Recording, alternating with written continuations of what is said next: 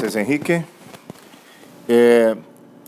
Quero cumprimentar a todos os presentes. É uma alegria muito grande poder estar aqui, revê-los, depois de muito tempo.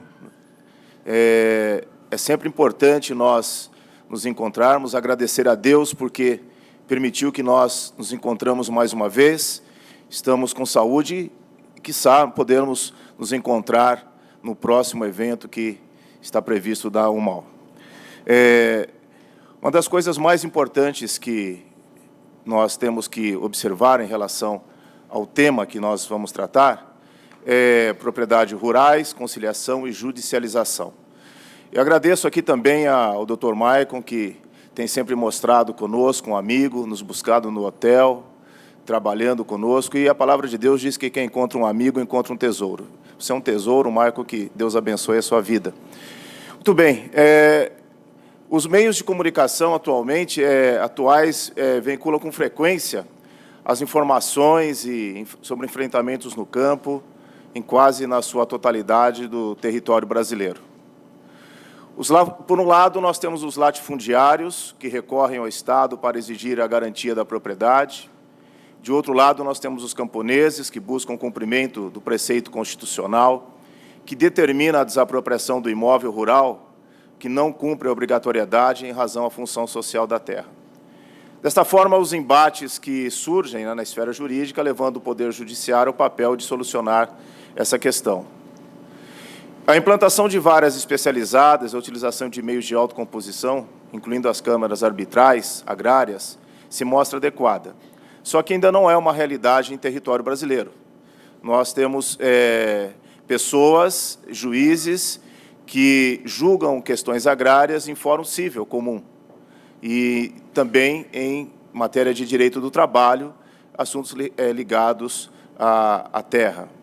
O Brasil hoje possui um vasto território, com muitas áreas ocupadas por quilombolas, os afrodescendentes que vieram trabalhar como escravos e fugiram do senhor de engenho, se estabeleceram em determinado local, os índios, que são os nativos, e no meio de tudo isso, nós temos o MST, Movimento dos Trabalhadores Sem Terra, que nós não sabemos bem exatamente qual a finalidade. Então, nós temos aqui território nacional, é o país de maior extensão territorial da América do Sul, de maior população, de idioma português. E nós temos aí grandes problemas. Os quilombos, as terras de quilombos, nós temos os índios, as terras indígenas, e nós temos também as pessoas dos movimentos que reivindicam a terra para a plantação, aquelas terras que não cumprem a função social. Imaginem vocês um país com essa extensão territorial, a quantidade de processos, de litígios que nós nos deparamos para solucionar. Em que pese a informatização de todas as varas cíveis e criminais no Brasil hoje, você tem um acúmulo no judiciário enorme de processos para serem julgados, por pessoas que não são especializados naquela vara. Por maior conhecimento que o judiciário tem na parte de investigação, de conhecimento agrário, ele não é especializado na área.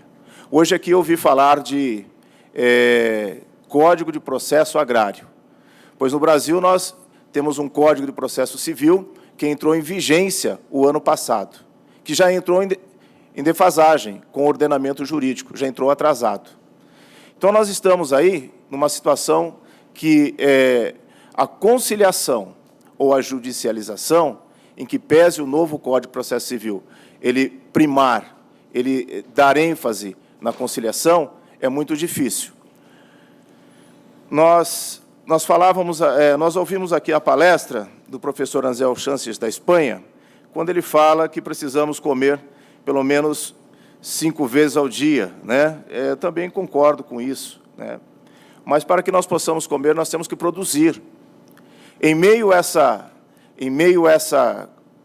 esses problemas, nós temos em várias partes do território brasileiro alguns indícios onde nós não podemos praticar a agricultura por conta da falta de subsídio. Em outras palavras, nós vamos observar no mapa do Brasil alguns estados em que as terras estão sendo compradas por estrangeiros e que há um investimento estrangeiro para a plantação. Só que tem um detalhe. Nós estivemos, a UMAL esteve na reunião em Ribeirão Preto, no último congresso, uma região em São Paulo que produz cana-de-açúcar e álcool. 78% das fábricas de açúcar, usinas de açúcar e álcool, estão na mão da economia francesa. Os holandeses estão instalados também em território brasileiro, produzindo batatas. A Índia, no território brasileiro, também na região de Minas Gerais, plantando e colhendo lentilhas. Só que toda a produção é para exportação para os seus países. Em outras palavras, nós temos os quilombolas, os índios, o movimento sem terra e as empresas estrangeiras plantando em território brasileiro, tudo isso gerando conflitos judiciais e a norma positivada, a norma jurídica positivada, tentando mediar isso. Aí uma grande pergunta, uma pergunta que eu faço aos colegas juristas. Como conciliar todas essas diversidades de situações num país tão grande, onde o Código é unitário, o Código Civil é unitário, e nós temos aí o regionalismo e a aplicabilidade do direito, segundo o nosso ordenamento jurídico. Então, nós vamos observar que, diante de tudo aquilo que nós estamos buscando, a norma jurídica, o professor Zeledon fala no seu livro da imperatividade da norma jurídica. Mas, em determinado momento, essa conciliação, no meu humilde entendimento, é a mais importante. Mas precisa ter uma consciência geral de todos aqueles que estão dispostos a trabalhar e buscar esse consenso. Temos também, na região da Amazônia, hoje, uma exploração ilegal de madeiras, que também traz grandes problemas para o judiciário. Madeireiras estrangeiras que se apoderam, infiltram na região de modo ilegal, extraem a madeira e, através do Rio Solimões, Rio Negro, eles exportam até alguns portos próximos a cabeceiras de avião clandestinas e transportam essa madeira ilegalmente.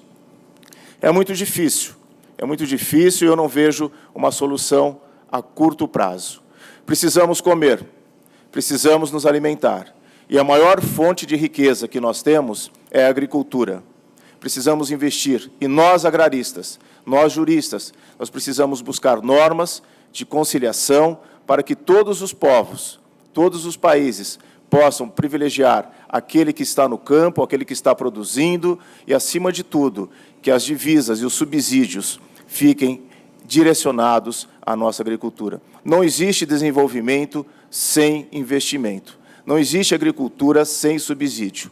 A grande diferença que nós temos dos países da América do Sul é o investimento na agricultura pelo governo, que ainda, de uma certa forma, é deficiente. Eu encerro as minhas palavras nessa tarde, dizendo a vocês que uma das coisas mais lindas, uma das coisas mais importantes que nós temos é saber que o nosso direito brasileiro e o nosso direito internacional agrário está caminhando junto conosco, eu e você, todos nós, no mesmo pensamento, que é normatizar aquilo que é mais importante para nós, que é a produção agrícola. Muito obrigado.